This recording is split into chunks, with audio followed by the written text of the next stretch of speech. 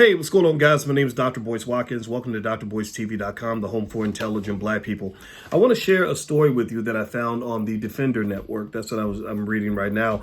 And it's about a sister named Pamela Turner who was shot in Texas by a police officer by the name of Juan Manuel de la Cruz, if I'm not mistaken, that's his name. And anyway, the shooting was really interesting. So Pamela is a 45-year-old grandmother who was unarmed, and apparently the recording basically shows that they claim that she tried to grab the taser. The attorneys, Ben Crump and others, are saying that she didn't, and he ended up having to shoot her, and that she was undergoing a mental health crisis. And there was a little bit of a smear campaign to make it appear that she is a person that was already dangerous and everything else when actually she was unarmed. And so the trial just began, and I found it interesting that these stories don't get into the media, so I'm trying to bring that to you. That's my goal for today. The officer has been charged with first-degree aggravated assault by a public servant. He isn't being charged with murder, which obviously brings into complications and everything else. Now, here's the thing about this story. This injustice is wrong. We know it's wrong. We know that police shoot our people and harass our people way more than they should. What I also encourage you to do is also think about the bigger picture of justice.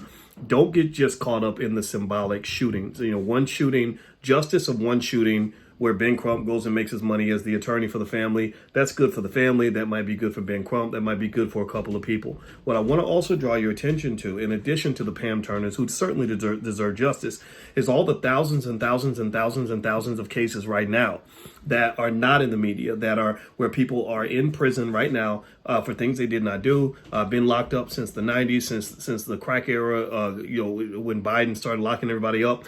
You have scenarios, symbolic cases like Brittany Griner, where everyone has time to talk about Brittany Griner, but nobody has time to talk about the thousands and thousands and thousands of people that are incarcerated in the United States that Joe Biden could release right now without having to ask for Vladimir Putin's permission.